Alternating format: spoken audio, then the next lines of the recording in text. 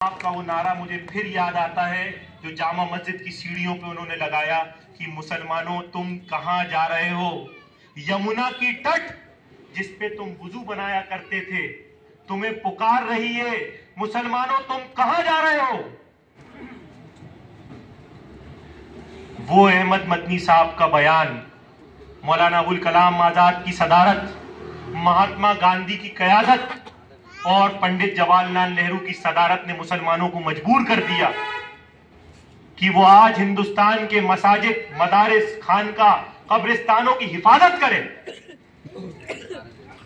लेकिन मुझे आज बड़ा अफसोस होता है, जिन मदारिस, मसाजिद, खानका और आज कब्रिस्तानों के हिफाजत के लिए, उनके तहफ्फुज के लिए हमारे आबो अजदाद इस मुल्क के अंदर रुके, उसी मुल्क के अंदर आज ये कानून को बना दिया गया कि मदारिस, मसाजिद, खानका और कब्रिस्तान के अंदर वक्फ बाय यूजर नहीं रहेगा। तुम्हारी ताकतों को कमजोर कर दिया गया। बातिल ने तुम्हें आज हर पल तोड़ने की कोशिश करी, लेकिन कहीं ना कहीं हम इन सब चीजों से महरूम रह गए। मेरे भाइयों, हमें सोचने की जरूरत है कि जब आपके आबो अजदाद ने इस मुल्क हिंदुस्तान के अंदर 800 साल हुकूमत करी, इस भोपाल शहर के अंदर 240 साल हुकूमत करी, तो आज हमारा समाजी, माशी और सियासी हालात कहां पे जाके खड़े हो गए। 70 साल में हम इतना क्यों पिछड़ गए? 70 साल में तालीम के शोबों में हम क्यों इतना पीछे हो गए? 70 साल में आज आप देखिएगा कि 70 साल में आज सिर्फ और सिर्फ इस भोपाल मध्य प्रदेश के अंदर आपके पास 2 विधायक हैं। जिसके आबो अजदाद ने इस भोपाल के अंदर 240 साल हुकूमत करी है, उसके पास आज सिर्फ 2 विधायक बचे, चंद पार्षद और महापौर और लोकसभा का तो तसव्वुर भी नहीं है। ख्वाब गफलत में भी हम नहीं सोच सकते कि यहां से हम कभी लोकसभा जीतेंगे। इसी मध्य प्रदेश से जिस राजधानी को बनाने के लिए आपके अजदाद ने कुर्बानियां दी, अगर इस मिट्टी को पकड़ो तो आपके बुजुर्गों की खुशबू आएगी।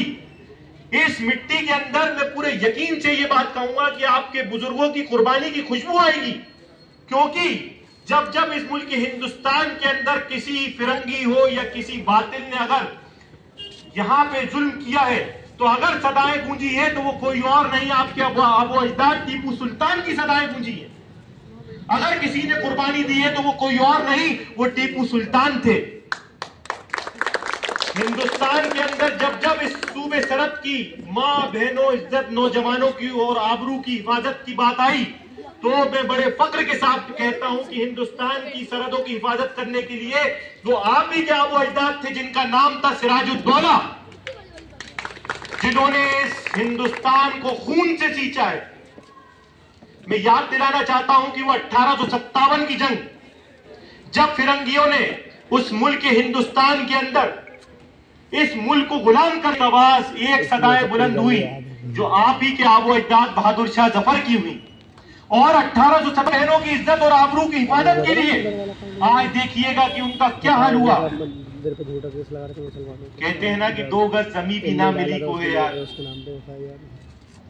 उसी बहादुर शाह जफर ने इस मुल्क हिंदुस्तान के लिए आज उसको रंगून भेजा गया। इस हिंदुस्तान से उसको रंगून भेजा गया, उसकी औलादों का सर काटकर नाश्ते में परोसा गया। मेरे भाइयों, मैं सवाल करता हूं किसके लिए? अपनी हुकूमतों के लिए नहीं, आपके लिए, इस मुल्क के लिए, इस मुल्क के हिंदुस्तान के मुस्तकबिल के लिए। दिल्ली से मेरठ तक ता कयामत उलमा इकराम की शहादत को नकारा नहीं जा सकता, जिनको फिरंगियों ने एक एक दिन के अंदर 10-10 हजार उलमाओं को फांसी के फंदे पर लटकाकर शहादत दी। 10-10 हजार उलमाओं को दिल्ली से मेरठ तक फांसी के फंदे पर लटका दिया गया। मैं सवाल करता हूं किसके लिए? इस मुल्क के हिंदुस्तान के लिए, ना हिंदू के लिए, ना मुसलमान के लिए, ना सिख के लिए, ना ईसाई के लिए, ना पारसी के लिए, ना बौद्ध के लिए। मेरे भाइयों, इस मुल्क के हिंदुस्तान के लिए।